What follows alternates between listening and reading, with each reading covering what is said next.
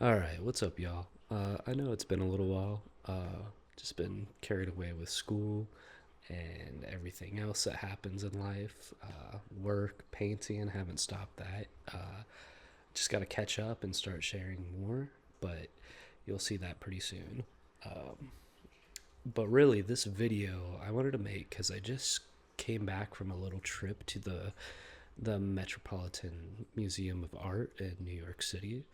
I'm lucky enough to live like about an hour away, and so I just spent the day there and took in the paintings and the history. And one of the reasons I wanted to go in particular is there is a John Singer Sargent exhibition um, exhibit, I guess, and they had some of his more famous works on display, especially the one, if you know about art history, it's Madam X.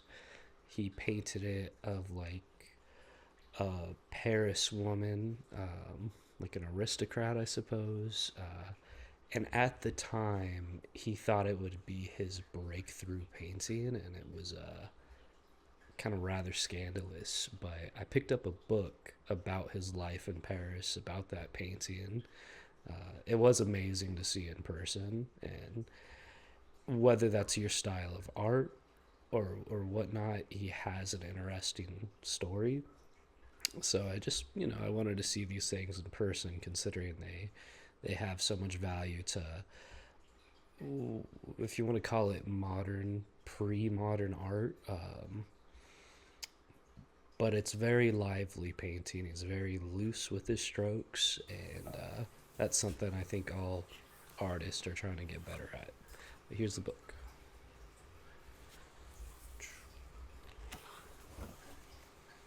Oh, that's a nice one there.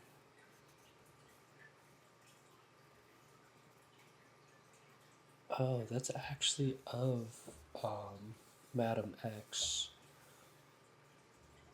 the person herself, but painted by another artist onto a different sort of like medallion type of painting. I'll have to look that up after.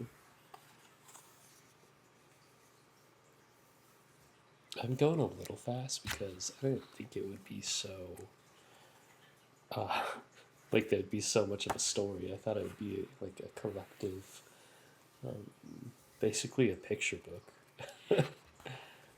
Oh, here we go. It's a little of both. It looks like.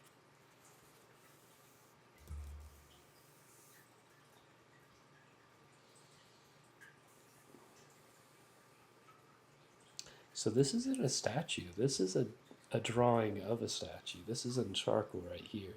The dancing fawn after the antique black chalk and charcoal on off-white paper. Same with this one. It's like studies of like from here it looks like actual statues, but it's just studies of statues in charcoal, which is really impressive.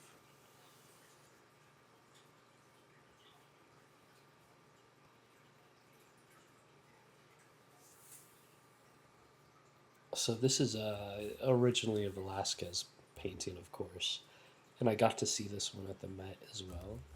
Um, but it's a painting after Velasquez of that one in his own style. So it's really interesting to see because you go up to it and it's his loose paint strokes, and it's just a curious, almost feeling to see another famous artwork done in someone else's style. Like if Van Gogh did a Mona Lisa or something like that. But it was a curious one to see. I didn't know he did that.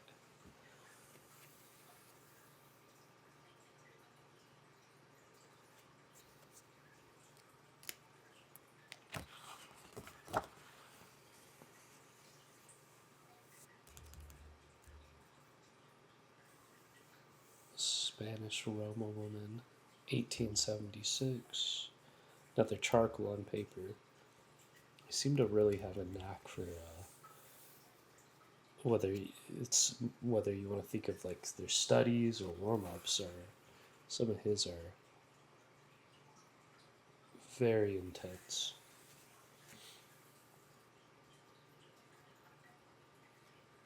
Or him like studying off of statues, and then it almost looks real.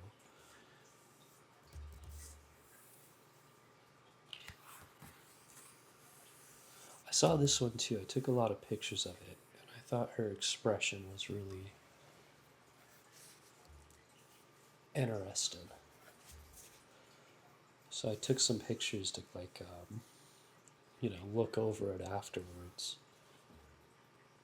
He also does this with the white backgrounds, or like a washed out gray that I might try more of, because he's able to create such a depth out of a white background, and it's really curious in person. It's the other painting's probably coming up soon.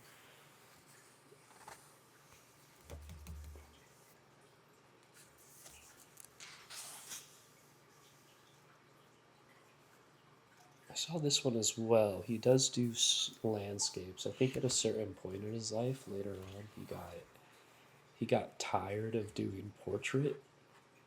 He might have some quotes about this. It might be confusing him, but I'm pretty sure he got basically fed up with only doing portraits.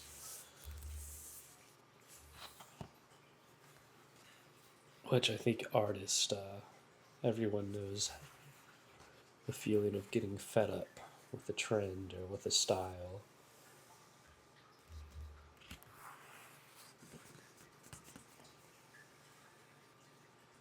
So travel paintings.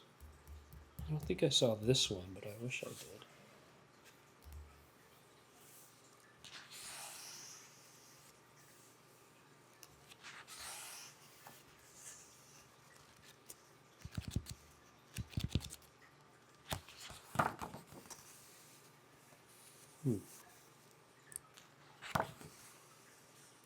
So I know about Sargent's family story a little bit. Is that his parents,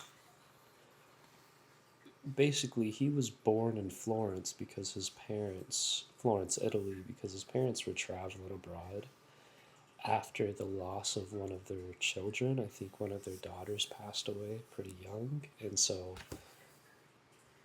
for spiritual relief and whatnot, they decided to kind of stay abroad and travel and live that sort of lifestyle. And they would park themselves in different European cities, and one of which was Florence, Italy, where Sargent was born, which I always thought was kind of symbolic considering the history of Florence. But I thought his parents had a certain interesting background.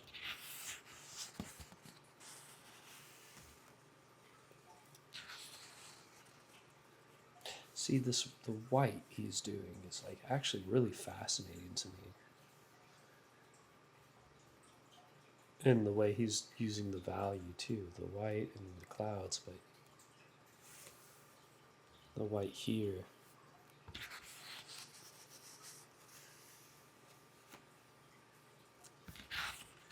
I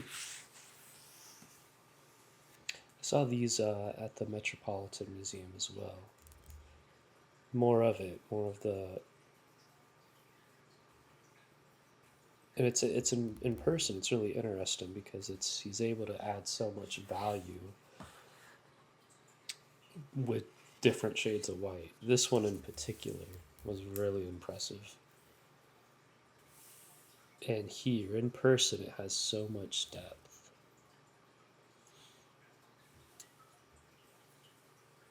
And it's like he's carved marble with the paint. And of course, the figure itself, it's like she's peeking out of the whole painting. Really interesting. What is this one? This is Smoke of Ambergris, 1880. That's when it was painted.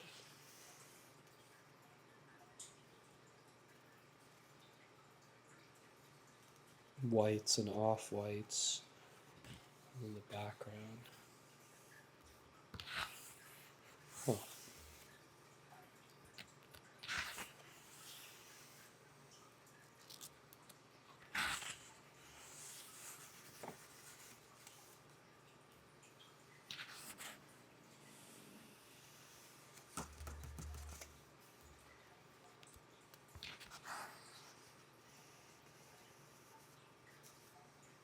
Sargent the portraitist.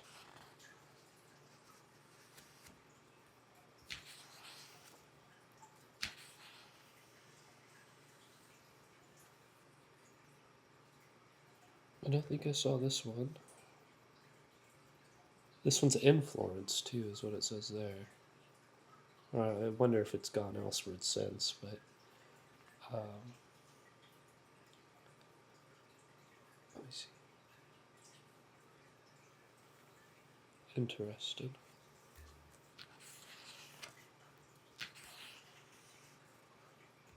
Saw this one as well.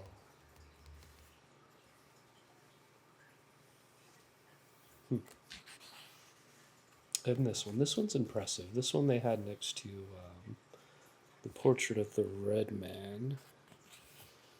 I don't know the name of it. And it's like, it's crazy because you're not going to be able to see it, but like when you see the lace in person, it looks like it's real, even though it's still loose and painterly. The way he lays it on top of the skin tone is pretty wild. And I was eavesdropping on some art, whatever, expert, like art historian, talking to a crowd, and how, like, back then they always painted like looking down, or like the sky, basically the sky wasn't shown, and so that the person was all in figure. And that's something I didn't really know, and I have to look more into it.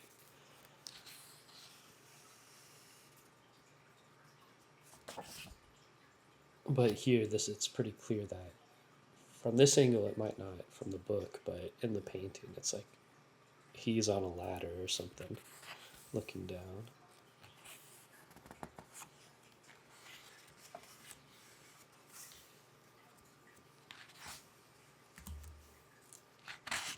These ones are really loose, especially this.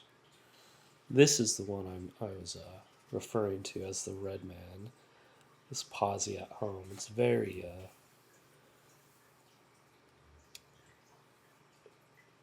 very I don't know how to explain it. Sharp in person, or like really grips your attention.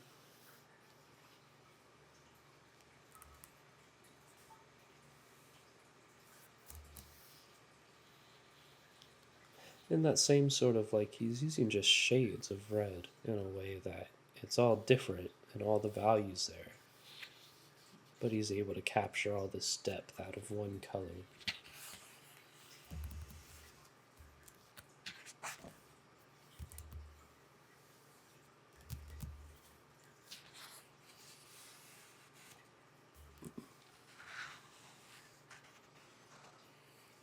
Yeah, I have to research what that art historian person was saying about how they didn't show the sky as often as artists nowadays.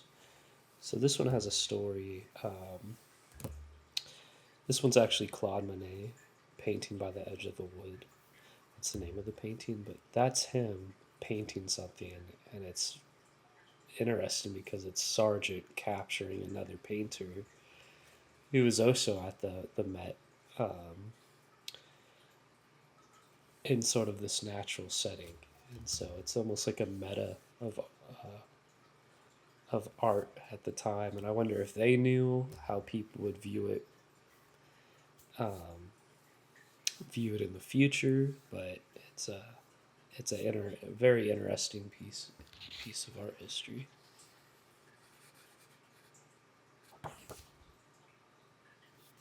So just a curious painting as well.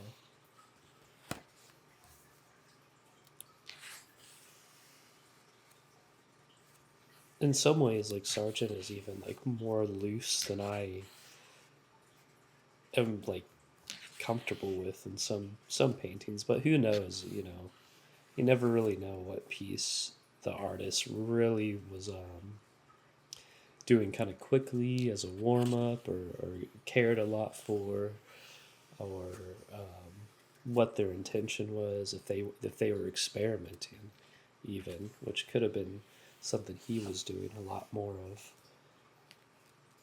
than is realized. because you often get this view of paintings after the fact, and the artists themselves might have just been experimenting and not really thinking too much about technique. Or they were. Who knows?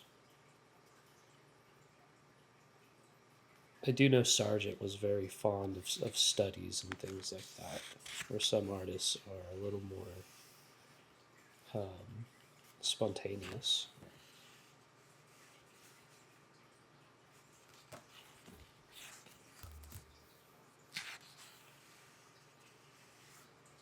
It's got the moon right there, too.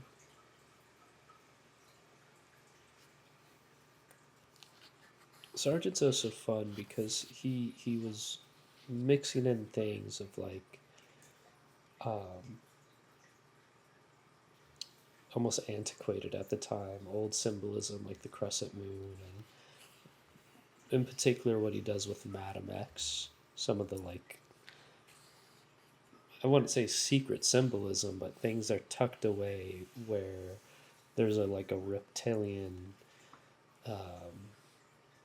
I don't want to say snakish or something because that sounds like bad or evil, but there's a Medusa like quality to that painting, and it's from the symbolism done on purpose.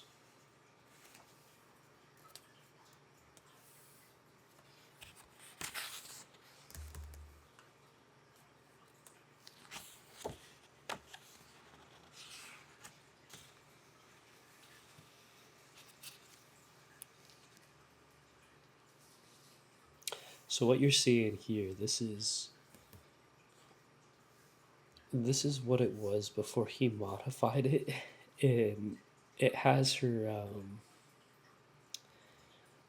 it has the strap from her dress, like she's showing a little shoulder right there, which at the time was like super scandalous, mostly because he was doing it of a woman who was married and other social things, or maybe they just wanted to find a reason to beef with Sargent at the time in Paris. But I believe by her request, it's probably all in this book too. I'm just going off the top of my head.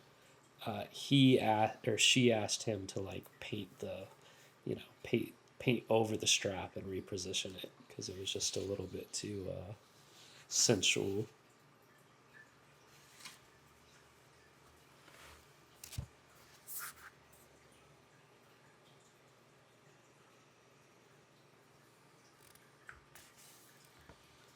And that's like the curious thing too is like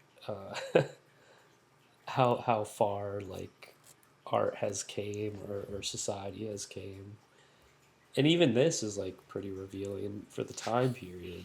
Um, Nowadays it's a lot different.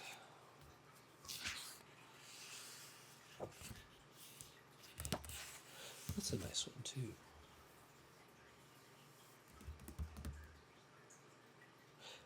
Yeah, so I was wrong earlier. It says American B. Florence. I'm pretty sure that means born Florence, not like it's in Florence.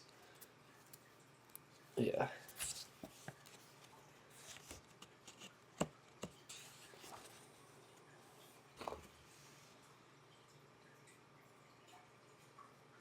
So more of the symbolism, like the moon, um, and you'll see it in the actual painting. It talks about it right here. This is a portrait of a woman as Diana, so like goddess of the moon and height and chastity and things like that. And so it was artists always sneaking in old symbolism. I'm forgetting the word for it. Um, like from traditional Roman paintings and from that time period. Pauline Bonaparte as Venus Victrix. Ooh, that one goes pretty hard too. That's sculpture.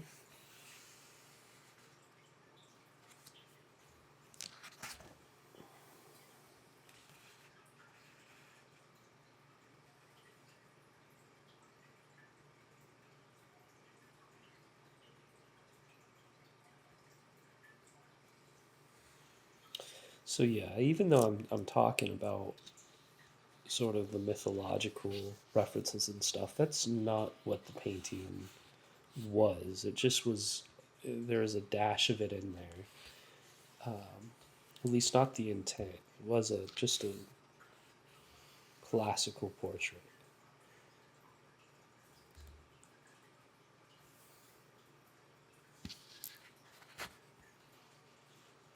So you see the ring there.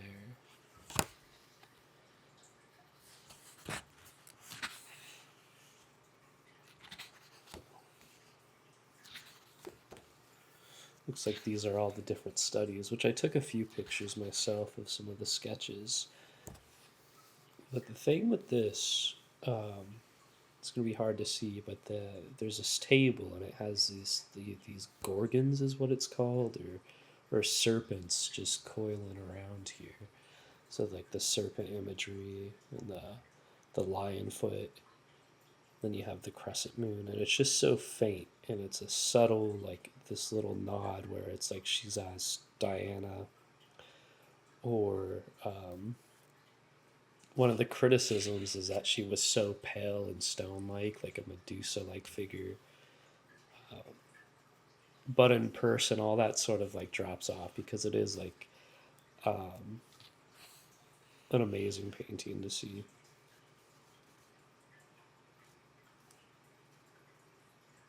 What it actually reminded me of was the David, like Michelangelo, the way she's postured and everything. It's kind of it's statuesque, and so it reminded me of the David statue. And that's just what came to mind when I was looking in person.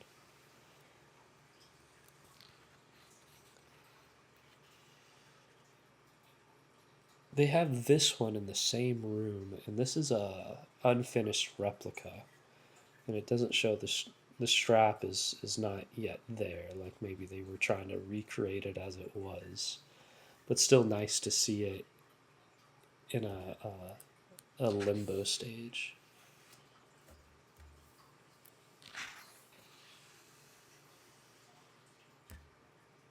I believe this one from something else I overheard at the Met. This one was done by Sargent's teacher. I'll have to look into that though. I don't know if you can see that, but yeah, you should. The actual writing, like the font is gold, or a light like copper gold. It's pretty cool.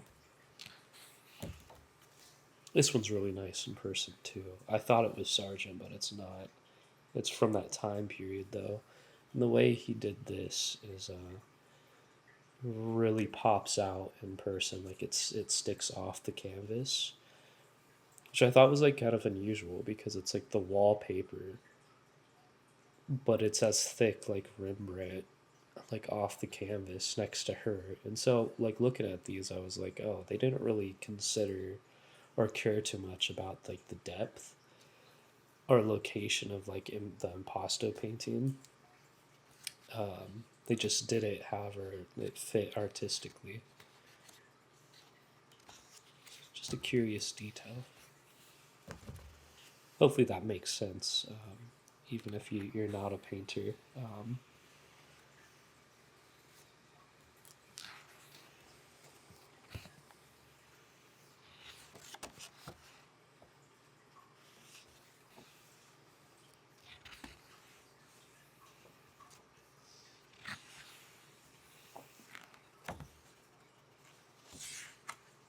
Hmm.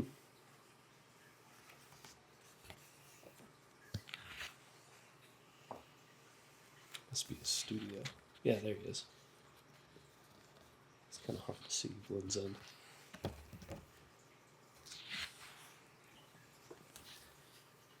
So this is works in the exhibition. You know, just a quick cruise through this book. And, you know, please like and subscribe and share. And thank you so much for watching. Hopefully, hopefully maybe you learned something or you got some ASMR too. That'd be cool. Um, besides that, I'll see you next time. All right. Thanks again. All right.